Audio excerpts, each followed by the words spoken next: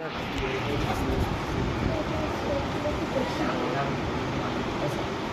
MS ওয়ার্ডে আসলাম, আসার পর আমরা ইনসার্ট থেকে টেবিল করব। কেন টেবিল? যাতে প্রত্যেকের আইডেন্টি কার্ড তাদের টেবিলের মধ্যেই থাকে।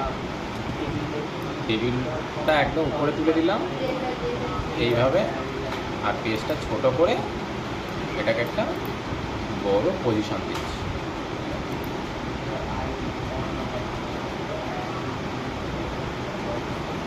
করা যাচ্ছে এইভাবে একটা বড় বড় করে পজিশন দেওয়া, যাতে সবার আইডেন্টি কার্ডের যে পার্টটা সবার যে যার ওই এটার মধ্যেই যাতে আসে, আইডেন্টি কার্ড যা হয় আর কি। হ্যাঁ, আর এইগুলোকে সব সেন্টার করে মাঝখানে একটা করলাম।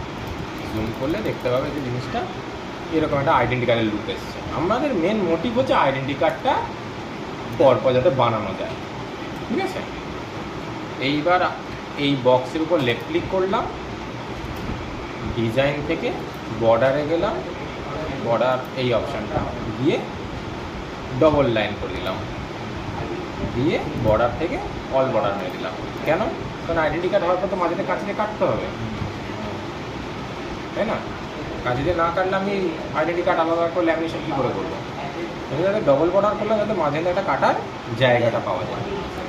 আর যদি এটা ডাইরেক্ট প্রিন্ট করি করে লেজার প্রিন্ট যেটা হয় সিঙ্গেল করে, ওটা কীভাবে হবে দাদা? লেজার প্রিন্ট একটা লেজার প্রিন্ট হয় না যে ডাইরেক্ট আইডেন্টি কার্ডে ছাপবে। হ্যাঁ, পিভিসি যেটা আইডেন্টি কার্ডে ছাপবে, ওটা আলাদা সফটওয়্যার হয়।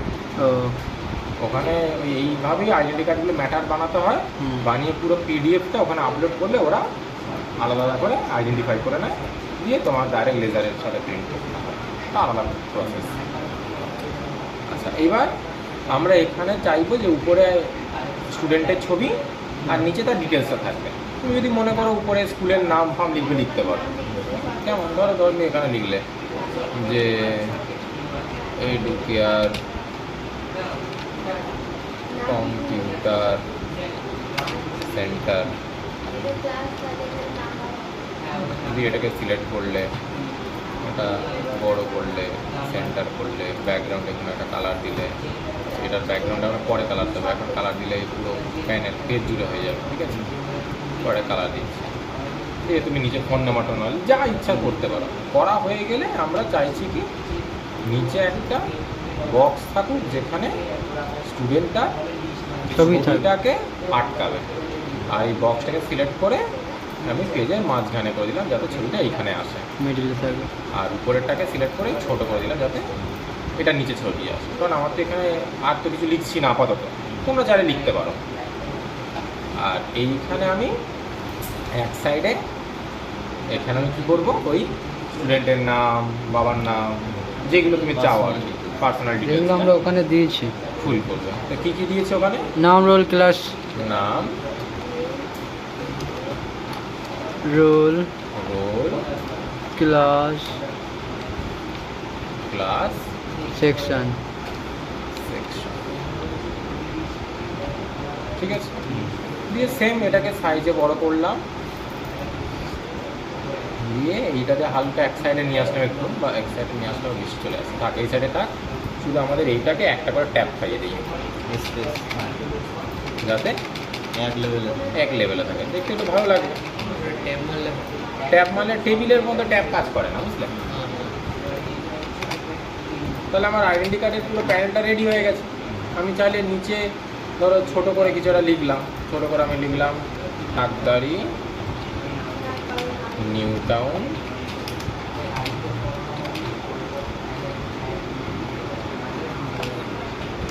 102 981 744 911। লেখাটাকে হালকা বড় করলাম, মাঝে মিডিল দিলাম, 1.5 করে দিই, আর ব্যাকগ্রাউন্ডে একটা কালার, এটার উপরে ব্যাকগ্রাউন্ডের কালার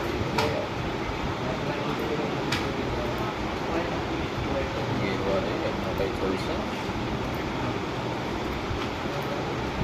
এটা হালকা সাইজটা ছোটো করবো, এইটা একটু নিচে নামানো যাবে। ঠিক আছে। এতটা তো বোঝা গেছে, জাস্ট সিম্পল আমরা এডিট করলাম। এইবার আমাদের এটাকে সেভ করব। কোথায় সেভ করব না, ওই ডকুমেন্টে যেখানে আমি ফাইলটা সেভ করেছিলাম, এখানে সেভ করেছিলাম। কী নামে সেভ করেছিলাম? কি নাম ছিল? RC copy? না না, ফাইলটা ফাইল তো সেভই করা হয়নি মনে হয়। গ্রুপ 1 নামে সেভ করেছিলাম। এটা মনে রাখবে, হ্যাঁ, যে নামে তুমি সেভ করবে সেই নামেই।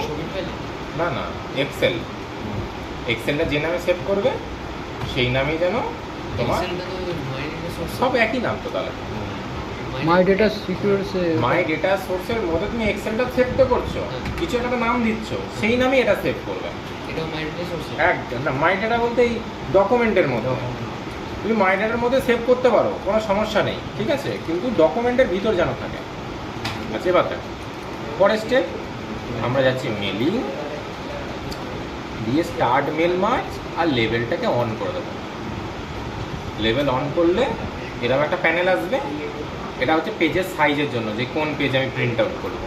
তো আমি যাই সাইজ থাকলে না, কিছু চেঞ্জ করার দরকার নেই, জাস্ট ওকে করে দেবে। দিয়ে ওকে করবে, ওকে করলে সব চলে যাবে, ভয়ের কোনো দরকার নেই। কন্ট্রোল Z মারবে, আবার ও নিজের মতন পেজটা সেট আপ করে নেবে।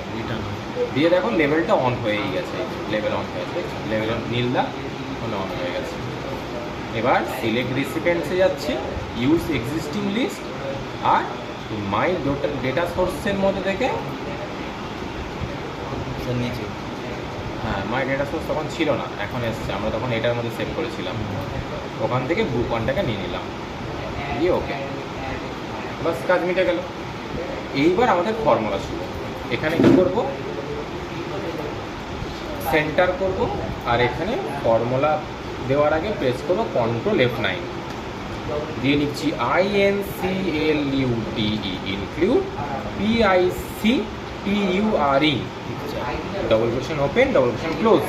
এটা এক্সেলের ফর্মুলা, যাতে এক্সেলের সাথে এটাকে লিঙ্ক করা যায় সেটা করছি।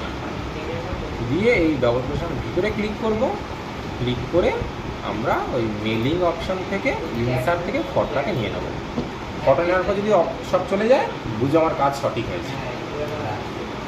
এবার নেমের পাশে ক্লিক করলাম, এখান থেকে নেম নিলাম, রোল নাম্বার, এখান থেকে রোল নাম্বার, ক্লাস, এখান থেকে ক্লাস, সেকশন, এখান থেকে সেকশন, সব হয়ে গেল। জাস্ট কিবোর্ডে নর্মালি কন্ট্রোল S দিয়ে সেভ করে দেবো। এবারে আমি এখানে রুলসে গিয়ে এই ম্যাচ ফিল্ডে লেফট ক্লিক করলাম, করে ওকে করলাম, তাহলে সব ম্যাচ হয়ে গেল, যার যার সাথে ম্যাচ হওয়ার। আর যেই আপডেট মারবো সব ঘরে বসিয়ে দেবে, বুঝতে পারলেন? এইবার কিছু না, ফিনিশে গিয়ে জাস্ট এডিটে গিয়ে অল করব, মানে যাতে সবটা আসে। তাহলে এখন সবার চলে এসেছে ডিটেলস, কিন্তু এখানে ছবি আসেনি। তো ছবির কাজের জন্য আমরা কী করব, কন্ট্রোল A দিয়ে সিলেক্ট করব। আর তখন কী করেছিলাম, কন্ট্রোল F9 ফর্মুলার জন্য, তাহলে কন্ট্রোল দিয়ে F9 দিয়ে ফর্মুলা করেছিলাম। এবার ফর্মুলাটাকে দেখবো, তার জন্য শুধু F9, বাস। তাহলে দেখো সবার ফটো চলে এসছে। ও বাবা, তোমার ফটো সাইজ করো ঠিক করে, ফটো সাইজে কিছুটা কম করে, বেশি বড় হয়ে গেছে, ফটো সাইজে কিছুটা গন্ডগোল হচ্ছে। একবার করে দেখুন,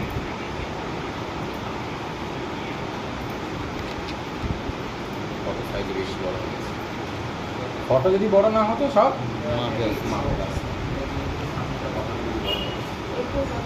তাহলে সেক্ষেত্রে এইরকম বড় আসছে, তাহলে আমাদেরকে দাঁড়াও এই দুটো জিনিস করলে বোঝা যাবে। এতটা পারফেক্ট হয়েছে, সেভটা স্টোর করে নাও।